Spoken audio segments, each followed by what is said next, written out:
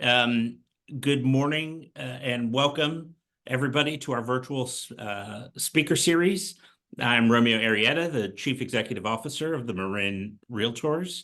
And so this is the first in a set of 4 speaker series topics this year. And we have a full agenda today, and I look forward to getting to it all and getting everybody out by 11. So there's a couple of housekeeping notes that I'd like to share. This is a webinar, so everybody's muted by default. I ask that if you have any questions, please type them in the Q&A feature, and we will do our best to get them going throughout the meeting. I will also ask Craig to make sure that the chat is enabled, and so that we can share any details. If we have any links or if the speaker references anything, we'll share those in the chat. I'd like to recognize our 2024 President, Joe Burns, and all of our board of directors and committee volunteers who are joining us. And before we get started, I usually have our disclaimer: the views expressed by our guests are their own and not necessarily those of the Marin Realtors. Also, nothing should be taken as legal advice, nor shall it be considered tax advice. As always, ask your broker, manager, or relevant professional if you have any questions. Let me go ahead and hand this over to Joe. Thank you, Romeo, and thank you everybody for attending today. I'll introduce our speaker in a little bit and kind of give a little introduction on what this means and why we're doing this. But first, I have the awesome opportunity to introduce our and thank our sponsor for today and for her continued support of Marin Realtors all the time. I'd like to introduce our sponsor, Mary Jo LaFay of Mutual of Omaha. And Mary Jo, do you have a quick word for us? Hi, thank Hey. you for having me as a sponsor today. It's always a pleasure to support Marin Association of Realtors and all the agents and educating and providing information for them. So I just wanted to talk about a few things that I think might be able to help the agents right now. I'm going to be doing a class next Tuesday at the Marin Association of Realtors office, and it's going to be about marketing to boomers and seniors, which, as we all know, that's the largest cohort of buyers and sellers in the market today. So they're occupying a lot of homes here in Marin County, and with the right tools and incentives, I think we can get a lot more of them to list their homes for sale. So I'd like to share some marketing techniques. This year is Peak 65, if you haven't heard of that. It's pretty big news. There are more Americans turning 65 this year in 2024 than ever before in history. And we've got about 12,000 people a day turning 65, and many of them are single people occupying 3 to 4 bedroom homes. So I'll be giving a class. The information's in the link. You can register at save1seat.com, save1seat.com. Love to see you there. Bring your questions. And also wanted to let you know that we have a new second place reverse mortgage. So if any of you are looking for money to pay off a HELOC or replace any debt that you no longer want to service, or get money to fix up properties or buy properties, or if you have older clients that want to help their kids buy properties, they want to pull out $300,000 or $400,000 for down payment money so that their kids can buy a home here in Marin County with you as the realtor, hopefully. And then that senior, when they get that money, give that money to their kids, they don't have to repay it on a monthly basis. They can pay it when they sell their house in the future. And lastly, I have put in a private mother-in-law unit in my house. If any of you are trying to get someone to move out of their house so that you can stage it and sell it for more money, I have a month-to-month rental in Point Marin, Walk to Nugget, for $2,000 a month. Includes furniture, utilities, Wi-Fi, parking, everything. It's month to month. So if that's helpful for any of your clients, happy to talk to you about that. Thanks again, and I hope you enjoy our speaker today. Thank you, Mary Jo. Very nice. And today's program's an hour long, and that means that during this program, 500 people will turn 65 years old. So good point. Yeah, we'll have a party at the end. First, you know, obviously we have beautiful weather today, and that's a great time to discuss parks. However, I believe a lot of people are at our parks, or they're working, since we had the most amount of new listings in quite a while come out this week. And I have seen nothing but a scurry as agents are trying to get out and see these properties. So exciting times. Um, Real estate is on a tick up and everybody's busy. I'm thankful that we have these types of programs and that they are recorded so that we can continue to look at them and share them across our platforms. So I have the great pleasure of helping to align some of these speaker series with one of my goals this year coming into this association presidency year, was to increase the value that our agents offer their clients. And I think one of the biggest values that we can demonstrate is our understanding of our community, of the opportunities of quality of life in our community, and parks and open space fall directly into that. So hopefully you'll find some information here that can help you create your value with your clients. I'm pleased to introduce Max Korten. Max is the Director and General Manager of Marin County Parks and Open Space. Max started with the county back in 2014 as a Parks and Open Space Superintendent and has been Director and General Manager since 2016. He's responsible for 34 open space preserves, 45 parks, an annual budget of $30 million, and 150 employees. Prior to that, he worked as the Natural Resources Program Director for the Conservation Corps of North Bay and as a back county ranger for the Bureau of Land Management and U.S. Forest Service. Max graduated from the University of California, Santa Cruz with a degree in environmental studies, and then went on to obtain a Master of Science in Natural Resources from Humboldt State. Max also enjoys volunteering as a coach for his son's soccer team and a board member for Together Bay Area. Working with Max on the commission has been an absolute pleasure. Some of us even remember Max during COVID as the business liaison for the county. Thank you for that time that you served, Max, and welcome. The floor is yours.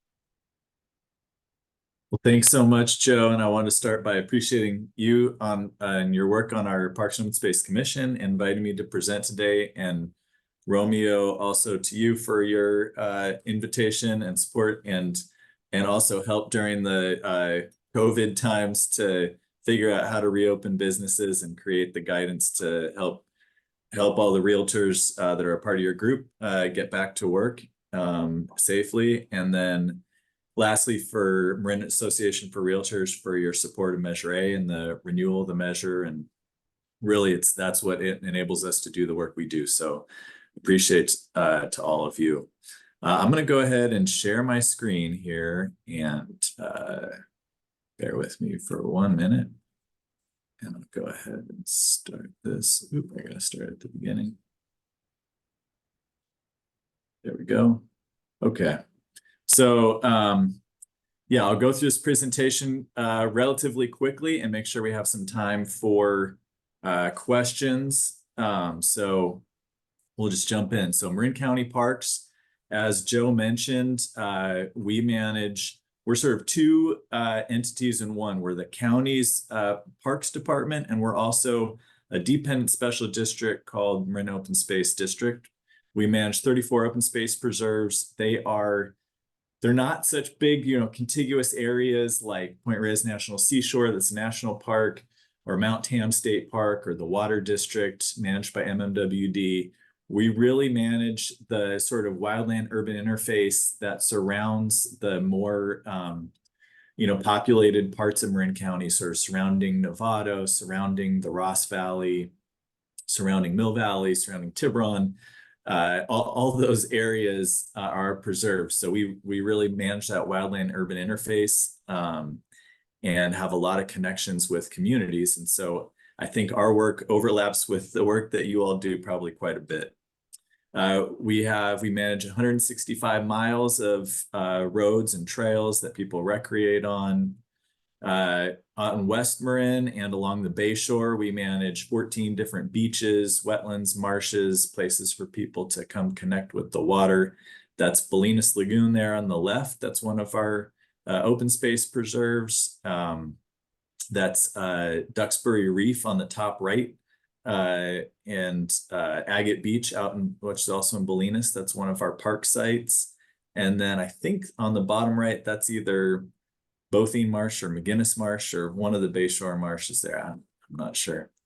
And then we manage 7 multi-use pathways and 2 boat launches. So on the left, that big picture, I think that's the Mill Valley Sausalito multi-use path through Bothene Marsh. That's our most visited pathway in the county. We do a lot of work there. There's Miller Boat Launch out on Tomales Bay, Black Point Boat Launch on the sort of Petaluma River, San Pablo Bay side, Corte Madera Path. We manage 43 different park facilities around the county. So everything from big regional parks like McGinnis Park that has, ball fields, golf course, skate parks, Stafford Lake Park with the bike park out there, disc golf, McNears Beach Park, Paradise Park, Lagoon Park here by the Civic Center.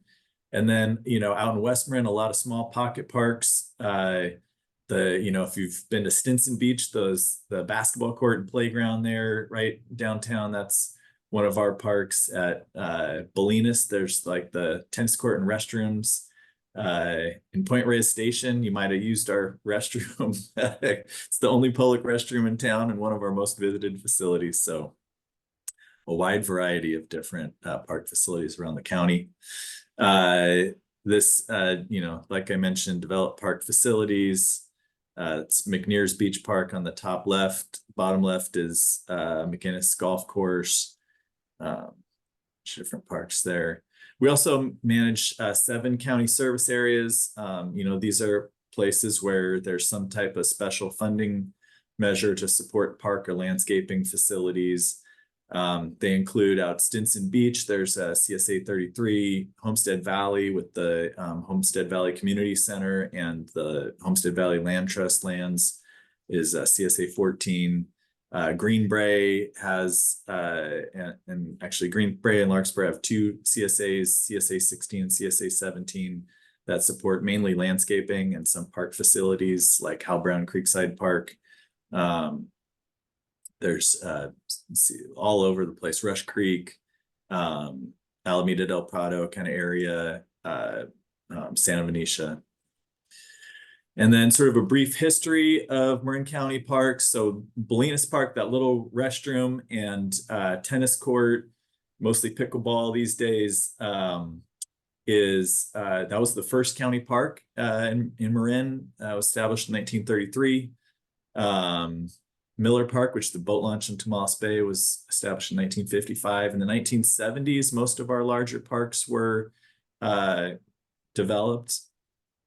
And in 1972, voters in Marin County passed Measure A. I think most of the measures in Marin County are called Measure A, but this was a property tax measure that created the open space district and created funding for the district. Originally, the funding was focused on acquiring lands, and currently most of that funding goes towards the maintenance and stewardship of those lands.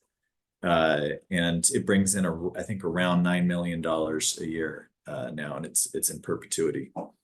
And then in 2012, voters passed quarter-cent sales tax, also called Measure A, to support parks and open space in Marin. I'll talk about it in more detail later, but it was renewed in 2022 with some minor changes. And that was really a big deal because before 2012, we had very little funding for our parks, which actually are the most sort of expensive to operate because they have restrooms and pools and more developed facilities. And so we're sort of really duct tape and baling wire in terms of keeping things going, and had a lot of deferred maintenance. So it's really enabled us to take care of sort of the really special parks. And, one thing that's sort of unique in the Bay Area and counties like Marin is that there isn't a lot of development that funds, park facilities in other parts of the country. And so most, if not all, of the Bay Area counties have some type of special funding measure that funds park facilities. And so who visits our parks and open space? Really, we serve local residents. So it's, I live over in the East Bay and people are like, oh, Marin County Parks, that's so cool. It's like Mount Tam or Point Reyes. It's really, people don't typically travel from out of the area as much to visit our open space preserves. They're really, they don't necessarily have developed trailheads. They're, trails that start at the ends of community roads. There's 3,500 neighbors that back up against our preserves. Most of our visitors live within a mile of the park or preserve they visit. And this was really cool. We did this study about 6 or 7 years ago and interviewed hundreds of visitors and found that our average visitor comes 78 times a year to a given park or preserve. We're currently using more cell phone data to get information about park visitation. We're using a program called Placer AI. I'm not sure if you all use that much. I know, retail and grocery stores use this all the time to understand, the where people are visiting from and visitor patterns, customer patterns, and how to advertise. Super interesting information. And one of the things we're really interested in is making sure our parks are accessible for underserved communities and that we're really, successful at providing parks for everyone in the county. Because of Measure A's renewal, we're able to eliminate the fees for all of our park sites in the county. And we actually were able to see with that Placer AI data, cell phone data, that that did increase both the overall visitation from everyone, but especially had an increase on the visitation for low income and minority communities. And, of course, we don't know the demographic data of the cell phones, but we know the census tracts that they represent. And so we're able to make some inferences based on that. So going a little bit into our budget, this is overall, where the money comes from that funds the work that we do. You can see this was for 22-23. Overall expenditures were about $35 million. A lot of that is pass-through money that I'll talk about later. So it doesn't all go directly into our county parks and open space. But that blue part, that's Measure A funds. It's really a huge part of funding what we do.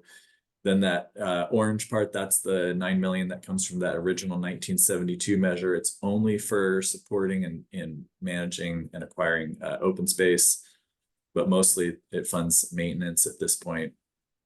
And then the green part, that's a mixture. It's about half and half general fund support and fee and lease revenue support for our park facilities. And then the gray there is those 7 CSAs. And then this is breaking down those expenditures a little bit more. So you can see the blue there is salaries, benefits, and other fixed costs, ongoing costs.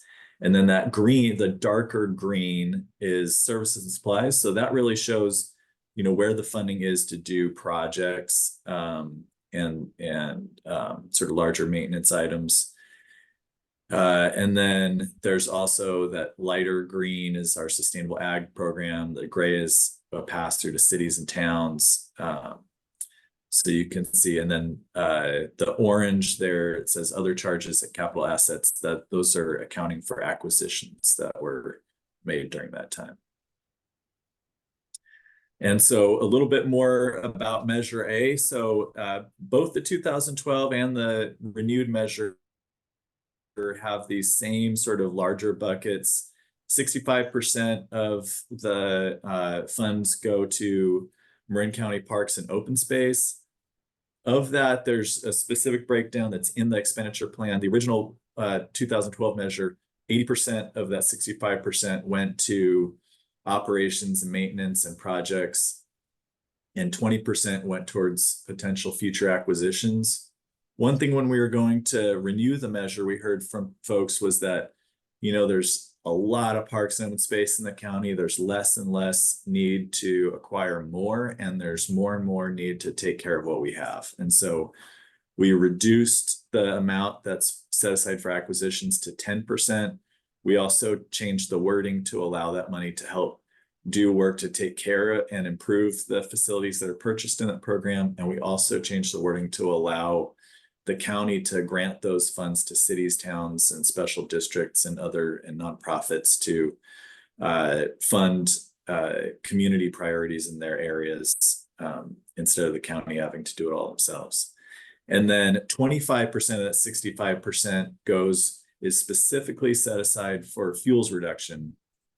Like I mentioned before, we have 3,500 neighbors that back up against open space. When we ask community members, what is your priority for Marin County parks? Over and over again, we hear that the top priority is reducing fuels in that wildland urban interface. And so we work really, really closely with the MWPA, the Wildfire Prevention Authority, with all of the 19 local fire jurisdictions and Fire Safe Marin, and are really focused on that fuels reduction. It's sort of one of our top areas of work. So that's the Marin County Parks piece. The cities, towns, and special districts part, we grant funds to the cities and towns for park and open space uses. It's the amount they get is basically based on a per capita distribution. So they know what to expect in terms of how much is coming to them. And, we don't get involved each of those cities and towns basically, has their own discretion at their council level for, how they want to use those funds. We just make sure that financial controls are in place and that it's consistent with the funding measure. And then 20% goes to sustainable ag. In the original 2012 measure, 95% of that was for grants for the acquisition of agricultural conservation easements in West Marin. Those grants went typically to Marin Agricultural Land Trust to purchase those easements in perpetuity.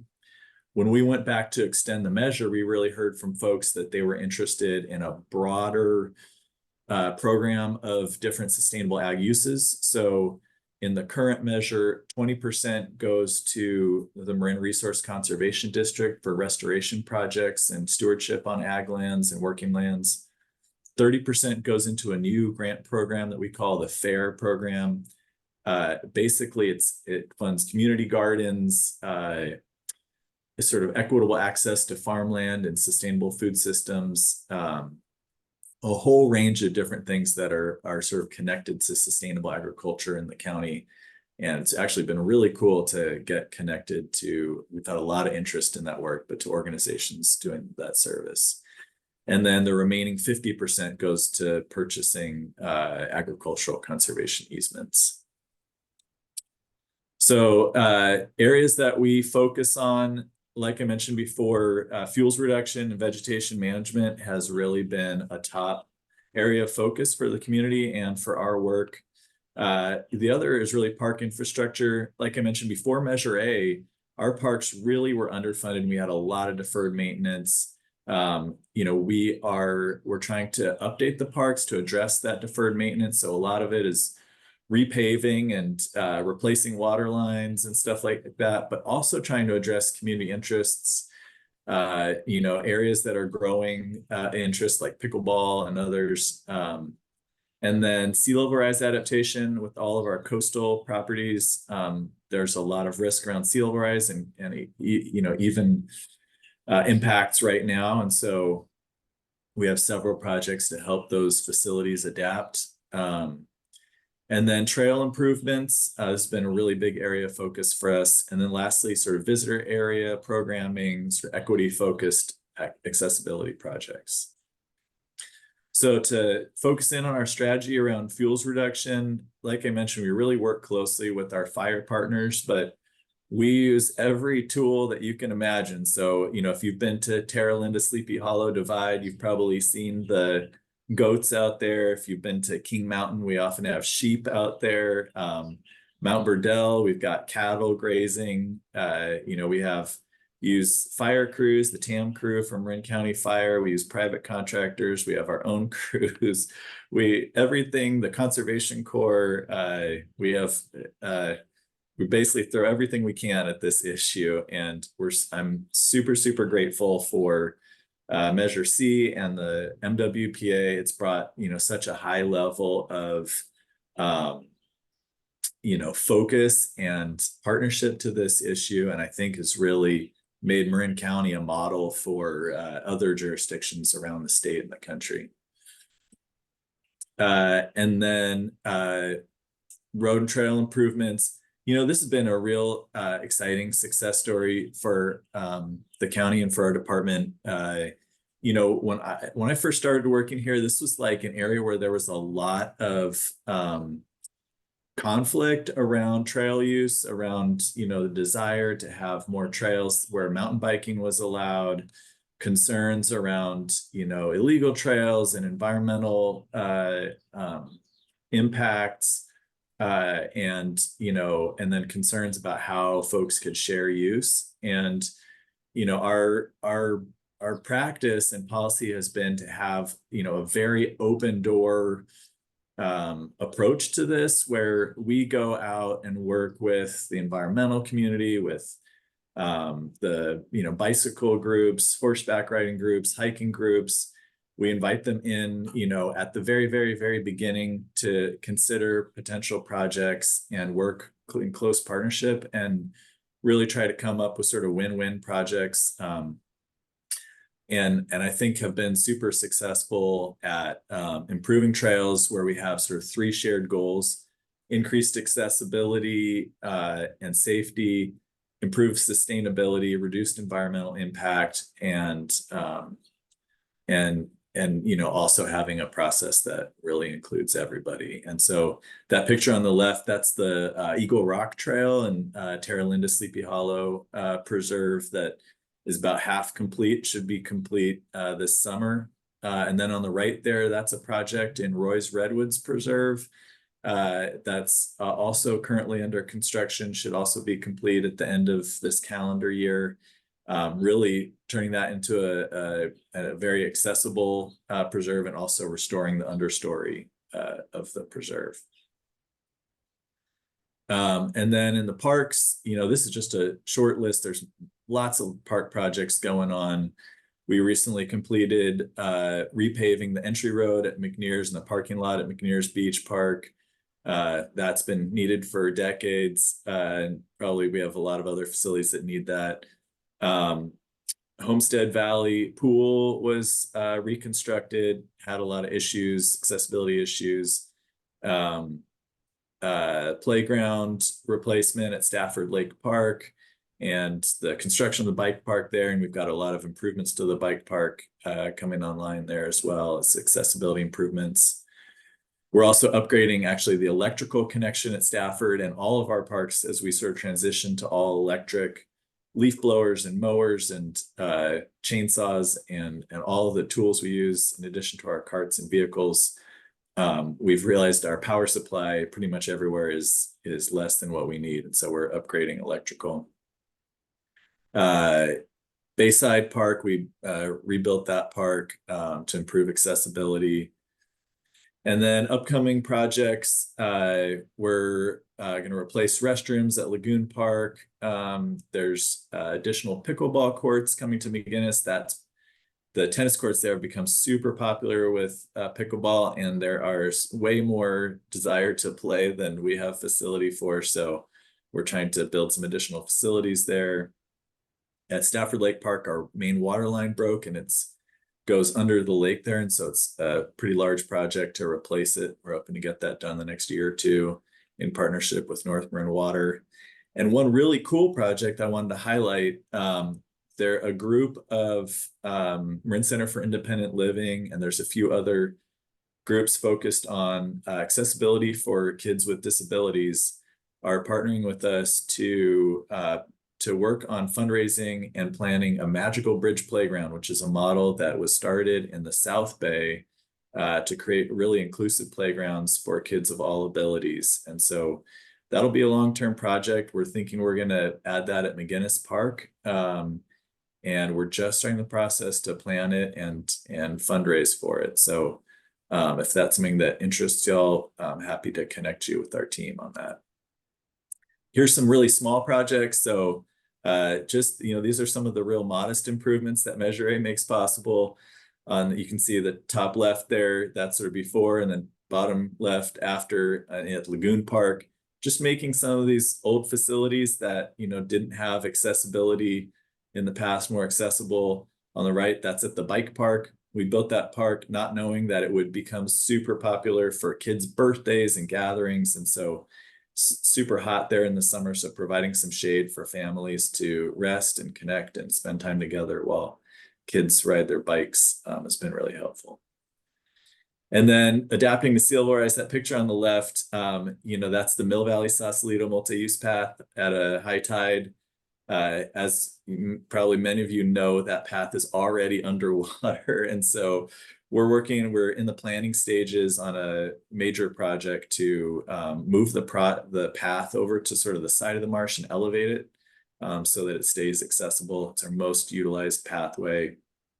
We're also working closely with Caltrans, who's also looking at raising the pathway just south of there as part of their adaptation strategies for that Manzanita park and ride and exits and on-ramps area around sea level rise. So some really cool possibilities for the future there. And I'm happy to talk more with those of you that are interested in that.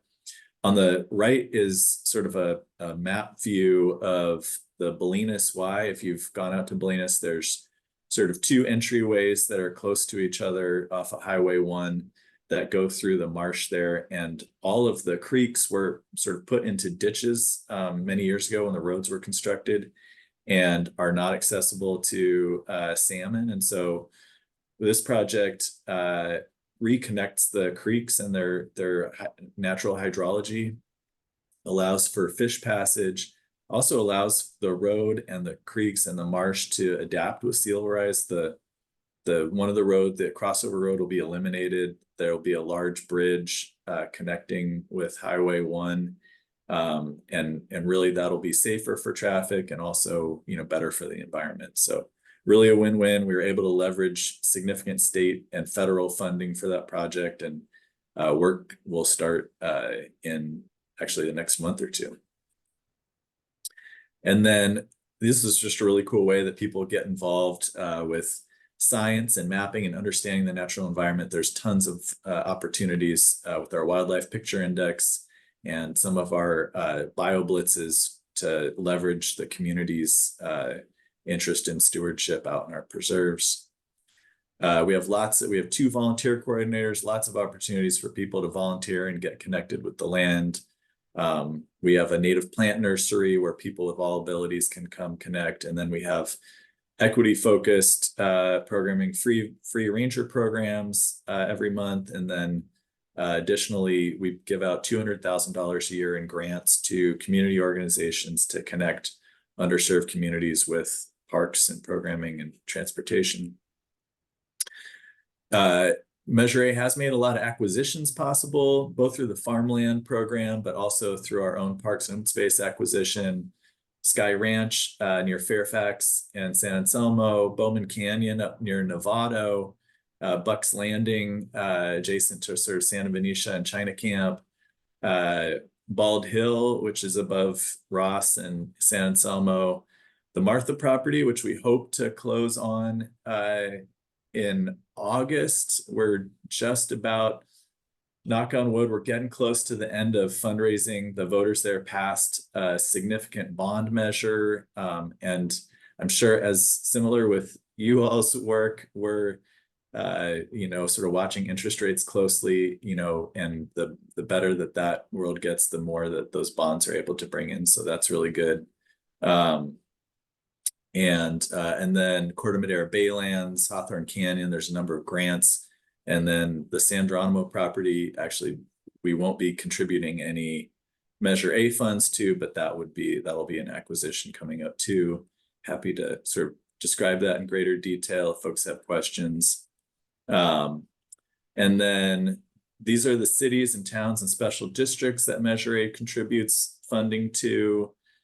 And I described they're mainly a per capita distribution, but there's also sort of a base amount so that the smaller districts are able to get some funding. And then every year we publish an annual reports on our website. We used to do these sort of paper layout reports, and they're now more of a web-based report that you can kind of get deeper into and you know, look at the data more closely. And then I guess also to mention, we have annual audits, both the independent audit of all of our subrecipients by the Department of Finance in the county, and then also an independent audit of Marin County Parks, all of our expenditures by an independent auditor, and have had clean audits every year. We have 9 boards and commissions, so I report directly to the Board of Supervisors, and then the Open Space District Board is basically the same as the Board of Supervisors, but with a different hat on. Joe sits on our Parks and Open Space Commission. We also have a Measure A Community Oversight Committee that reviews all of our audits and our annual reporting. We have an Integrated Pest Management Commission that helps or support our approach on reducing the use of chemical pesticides and herbicides on county property and using a science-based approach. And then we have a bunch of regional advisory boards. And that's the end of my presentation. Thanks, Max. We do have a couple questions, so let's get into those. And I wanted to point out a couple areas. I mean, there's just so much more depth here that I think, you know, people, as they look at this video and watch this in the future, they could kind of look back to see some of the areas that you've pointed out. There are just so many resources, and I didn't know, you know, to the level that parks are involved in food production through the sustainable agriculture and the grants that those go to. A lot of that ends up in, you know, community kitchens or the opportunity to feed otherwise underserved communities. There's just so much crossover what parks does. There's a crossover to fire, obviously. There's a crossover to transportation, a crossover to food stability and housing. You know, you touch on a lot of our qualities of life as a district, and this just kind of touches the top of that. And as people kind of see more and more what the community, what the mission, I mean, what the district does, it's very impressive through that. One of the questions that we have is first, and 2 of these have to do with kind of how to use the parks. Are there any restrictions in Marin County parks for e-bikes? Are there speed limits, and what's coming in the future on that? That's such a great question and a super hot topic these days. So, you know, we're obviously watching closely as other agencies sort of tackle this issue. And, you know, initially, maybe 4 or 5 years ago, when the state first passed sort of e-bike legislation that created the class 1 and 2 and 3 e-bikes, we worked closely with our commission to consider and then recommend to the Board of Supervisors, who adopted regulations that allowed class 1 and 2 e-bikes on our paved multi-use paths. So they're allowed in all of our paved pathways throughout the county. And then we also passed, we also have language in our open space district, unpaved pathways and trails that allows e-bikes as other powered mobility devices for people with disabilities.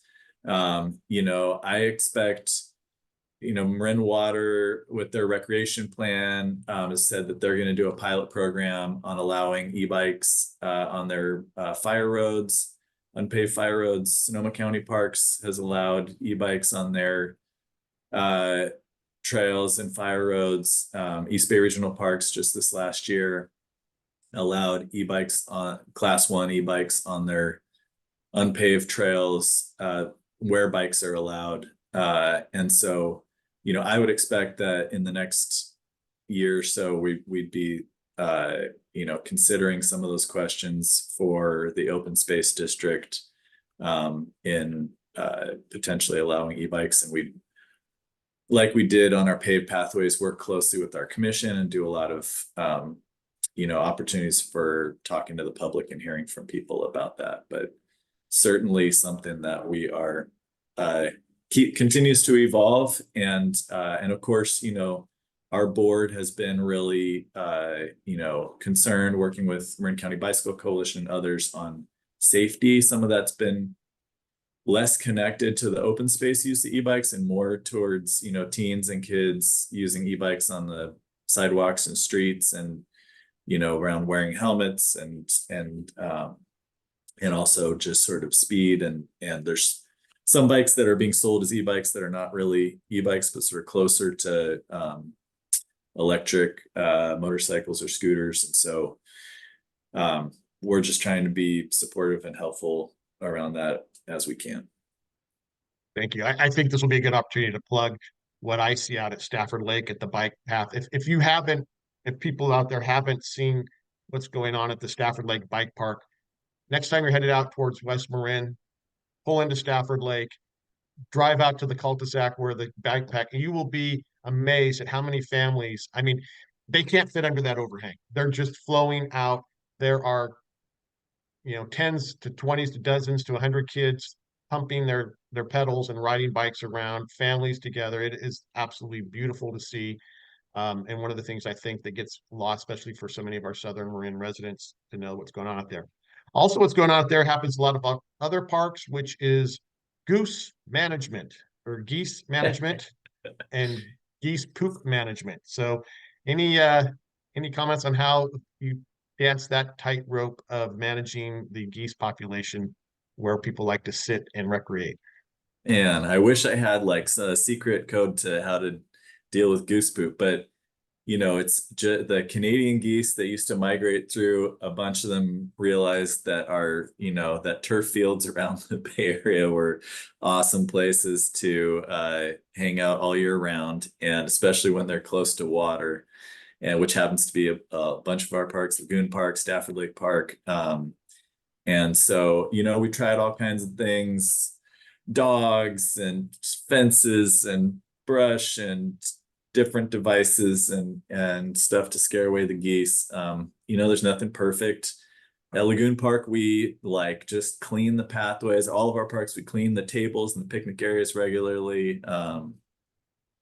It just is sort of a part of the evolving world that we live in. And so yeah, it is what it is. I know, you said in the intro, I coach my kids' soccer team, and some of the fields we show up and the kids are like, ew, it's gross, but yeah, it is kind of is what it is. Thank you. And we've got also a kudos to all that you do and on your Martha's project that's moving along. And we've been watching that in the newspaper for a long time, so congratulations there. There's other acquisitions, as you mentioned, and some that I think intrigue us also are access to water. And we have the nice little kayak launch there at McInnes. And tell us a little bit about what's happening at Bucks Landing as far as a future project or future opportunity for people to access water. Yeah, so Bucks Landing, I think we completed that acquisition maybe 3 years ago or something like that. Initially, the site was cleaned up. We acquired the adjacent property, a couple years after the initial acquisition, and that site was also cleaned up. We added some ADA accessible parking and it's just a porta potty, but a public restroom there. But essentially there's an existing launch at Bucks that's been utilized for decades, it's if you're going out there, it's very shallow water, so it's it's bay mud right there. It's for sure you could launch a kayak, or a Zodiac or something like that. There's duck hunters that use that to access the blinds that are out in San Pablo Bay, but not a very deep draft boat. One thing that is sort of our priority to address is there's a dock that runs along the edge of that ramp, and it is in terrible shape. We have signs that say it's not safe. And so we are working through the process to design, permit, and do the environmental compliance to replace that dock. So that's sort of the biggest thing we're trying to do out there. You know, there's the NER, which is the, gosh, what does that stand for? National Estuary.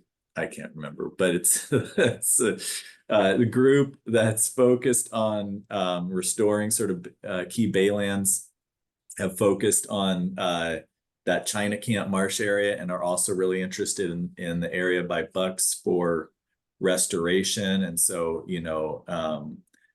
that's sort of like, we're part of that overall vision of adapting to sea level rise and restoring the bay at that site. PG&E is replacing those big poles there. They're sort of their transmission line, and they're going to help contribute money towards improving the paving and the overall condition of the entry road there. So that's sort of our immediate plans at Bucks. Great.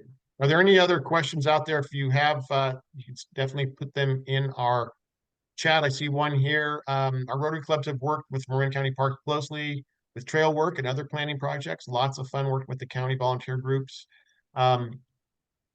We did talk just briefly about Geronimo Golf Course. If you want to maybe expand, just if you have any additional information on. Yeah, well, I could tell like the brief sort of version of that whole story. It's kind of interesting how things evolve in unexpected ways, but we first started working towards potentially acquiring that property I think we started in 2017 or 2018 with the Trust for Public Land. The Trust for Public Land, the county entered into agreement to purchase the land, and the Trust for Public Land went ahead and purchased it from the previous owner. The county was then operating the land itself, and we were paying group Touchstone Golf. They operate a lot of golf courses around the Bay Area, including golf course at Tilden, San Francisco. They were our operator to operate that. It wasn't making money, but it didn't cost. It cost, I can't remember what it cost, but we were paying them to operate the golf course during that time. And then the county was sued by a group of community members over sort of basically saying, the acquisitions are exempt from CEQA for acquiring property, but what they were saying was that we should do, before we acquire the property, we should do all the planning and CEQA for the potential improvements to the property, and they were at least initially successful in that litigation. And so because of that, we had to step away from the purchase agreement with the Trust for Public Land, which meant we were no longer, at least in that near term, working towards acquiring it. And so we stopped operating it, and so the golf course closed down. Trust for Public Lands basically operated that as sort of a passive use park facility since then. And then we had that huge fire season a few years ago, and County Fire staged all of the operations for the Woodward fire, which was out in Point Reyes, out of that facility, and kind of recognized, I think they'd already recognized before that, but that was just a key facility, really good, had really good access to sort of the roadways in West Marin. And so since then, they've been leasing the old clubhouse as their sort of fire headquarters, and working out of there. The Fire Foundry and other crews work out of there, TAM crew. And actually, it's just been really cool to kind of see the property evolve in a kind of organic way. If you've been out there, there's a food pantry that operates out of the parking lot, I think once a week or something like that, and gets a ton of visitation, people coming through. There's people, walking their dogs, riding horses, riding bikes. Kids go to school on the trails through that property. And so the county entered back into a purchase agreement. In the convening time, Marin Open Space Trust got a grant from the Wildlife Conservation Board to purchase a conservation easement over what was the front and back 9 parcels that basically say they have to be just maintained in the existing uses. And that also another nonprofit, Trout Unlimited, has the ability to restore those parcels. So what that means is this county's current approach to acquisition includes acquiring those front and back 9 parcels, but I think the cost to the county is nothing because the conservation easement took all the value out of those parcels. And it also reduced the ability for the county to do any kind of changes to those front and back 9 parcels. So for us, it makes it very, very simple. We're going to take them on in their existing condition and we'll basically operate them in their existing condition. And this other group, Trout Unlimited, can plan restoration, but that planning wouldn't fall on the county or implementation. And then the fire department has come up with sort of planning for what their headquarters improvements would look like. It's on the county's website if you want to see it, but includes, training facility, bunk houses and engine bays for crews, and then also sort of their headquarters building out there. And it maintains the existing community garden uses and community food kitchen, other kind of community uses that are happen out there too. So yeah, it's exciting. That's adjacent to, I think, like 4 or 5 of our preserves. So it's kind of a neat connection. Yeah, it's a good keystone. There's again, like we mentioned, so many things, and I'm just going to throw out a couple for our viewers to consider. Get out to Duxbury Reef Preserve, the county, Agate County Beach, Agate Beach, operated by the county, and then access to the Duxbury Reef. That is something that I think Marin residents need to know is out there. It's a marine preserve and it's absolutely fabulous. That on Ring Mountain, we have one of the endangered species flowers, the Tiburon mariposa lily, that grows only there. It is very special, very unique to us, and something, again, that so many people should know that's out there. I can go on, but really quickly, what's a quick reference that we could utilize to get people engaged with Marin parks? Get kids off computers and off e-bikes and out on the preserves, out onto the open space, that type of thing. Kind of give us, in closing, kind of a quick access to how we can get people involved. Well, you can always send folks to our website. We're really geared towards getting information quickly around visitation. There's maps of all of our sites. We have a calendar on there. All of our events are free. So every week there's volunteer events, ranger-led events. We try to just have them be fun. I mean, some are educational, but a lot of them are just like fun things to do. Fishing, biking, skateboarding, whatever, doing s'mores with your pets or friends, art in the parks. And so there's all those activities. The other thing that's really cool about our parks and preserves, they're all free. There's no entry fee to any of them. Even the pool at McNears Beach, it's only open in the summer, but I'm not sure if there's any other pool in the Bay Area that has completely free entry to the pool. So they're just super cool facilities. Invite anybody out there to see them. I think the thing that makes Marin special is its parks. We work closely with national parks, state parks as part of one TAM, which is all of our Marin park agencies working together to take care of our parks. And so I think that's one big reason that people live here, why people come here. And we feel a big responsibility to take care of that for this community. So invite everybody out to be part of it. It's an enormous job, an enormous task. And going back to the beginning of the presentation with, the number of employees that Parks Open Space has, as well as the budget, it is phenomenal, but it touches so many areas. Our parks in Sausalito were benefited by Measure A when we redid those. So even the city parks that we play in sometimes have some influence from the county through the measure. But there's so much for our members to know. I've already had 2 people say that they look forward to going back through the presentation to get some bits of information. We'll have others that do so as well, and hopefully reach out to you when needed. Max, thank you so much for participating today. This is valuable information for our members. They know it, and we really appreciate it. So thanks for being here. Thank you, Joe. Thank you, everybody. I'm going to turn it back over to Romeo for some closing remarks and to thank our sponsor once again. Yeah. Thank you all again for joining us. Thank you, Max. I just have one thing. I just want to say, boy, I am just so impressed to have you just show us where all of that taxpayer investment went. It's going to good places, doing good things.